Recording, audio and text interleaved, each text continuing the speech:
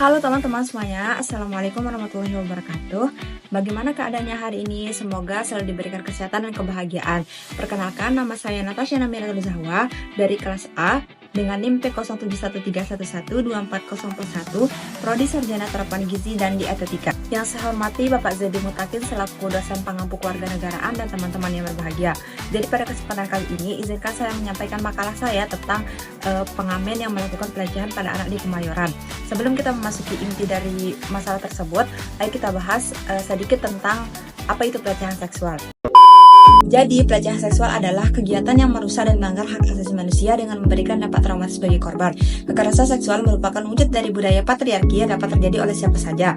Tindakan ini dapat berupa fisik atau verbal yang tidak diinginkan, menciptakan ketidaknyamanan dan rasa takut pada korban.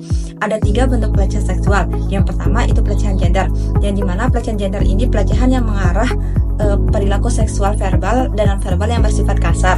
Misalnya merendahkan terkait tubuh, kegiatan seksual, dan identitas gender seseorang.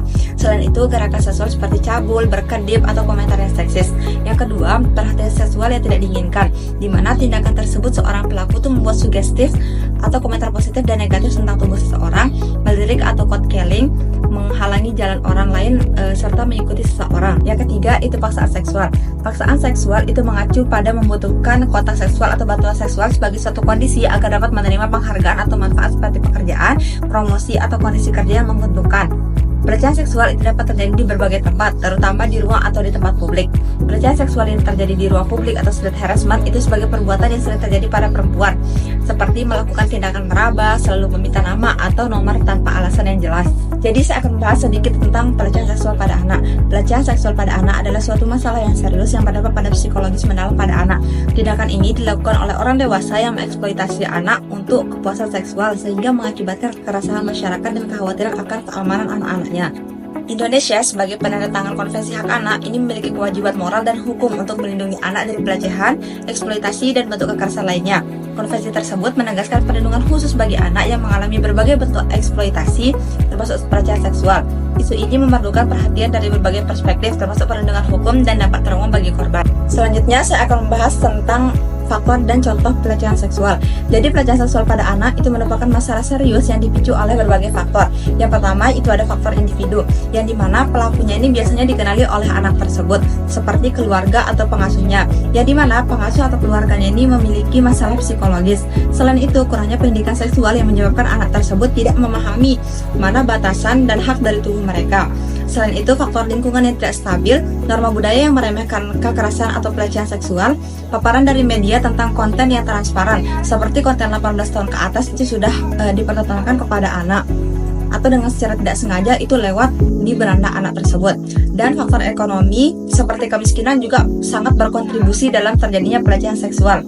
Nah, salah satu contoh yang dapat kita ambil dari kasus pelecehan seksual ini yaitu kasus pelecehan di Kemayoran yang melibatkan seorang pengamen sebagai pelaku yang ditangkap setelah dilaporkan oleh masyarakat, menunjukkan bahwa masyarakat tersebut memiliki kesadaran dan tindakan masyarakat untuk melindungi anak-anak mereka dari pelecehan seksual. Karena seperti yang kita ketahui, pengamen itu seringkali berasal dari latar belakang sosial ekonomi yang rendah dan beresiko pada anak-anak yang berada di sekitar lingkungan pengamen tersebut, karena sering kali rentan terhadap pelecehan seksual karena kurangnya perlindungan dan pengawasan. Seperti yang kita ketahui tadi, bahwasanya pelecehan seksual itu perbuatan fisik atau komentar yang tidak diinginkan oleh korban tersebut. Nah, negara Indonesia itu bertanggung jawab melalui undang-undang untuk korban dan menghukum pelaku, serta melibatkan lembaga pemerintah dan organisasi non-pemerintah dalam penanganannya. Nilai-nilai Pancasila dapat diterapkan untuk menanggulangi pelecehan seksual dengan mengedukasi masyarakat tentang keadilan, persatuan, kesetaraan, dan kemanusiaan.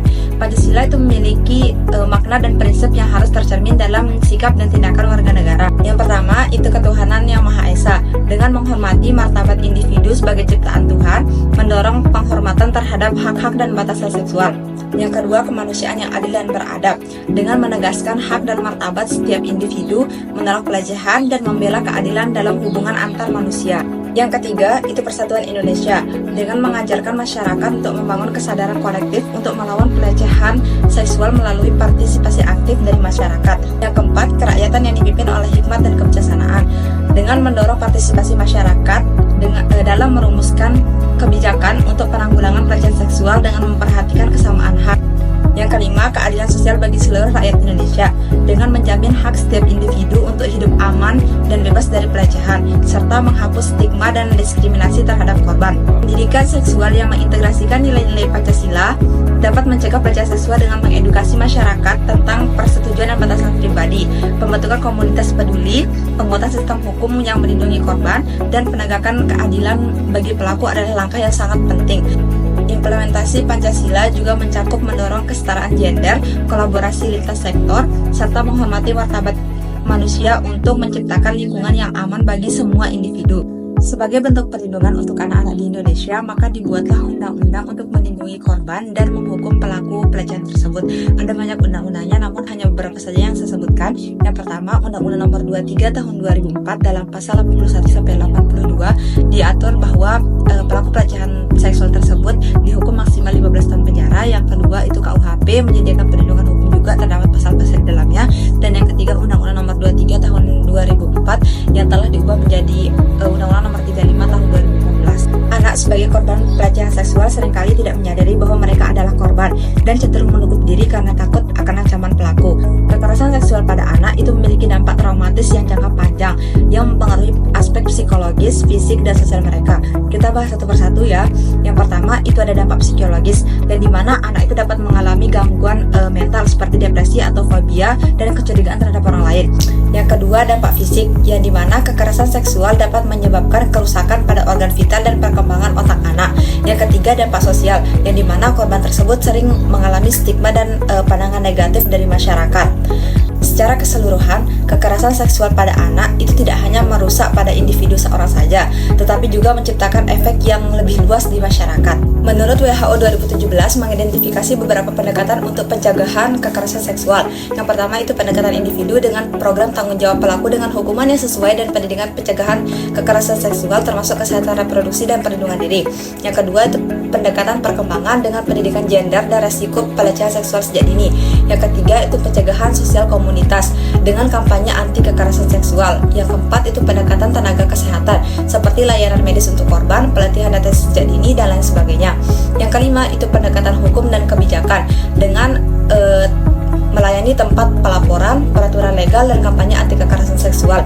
Upaya-upaya ini bertujuan untuk mencegah kekerasan seksual secara optimal. Sekian video presentasi dari saya, kurang lebihnya mohon maaf. Wassalamualaikum warahmatullahi wabarakatuh. Dadah.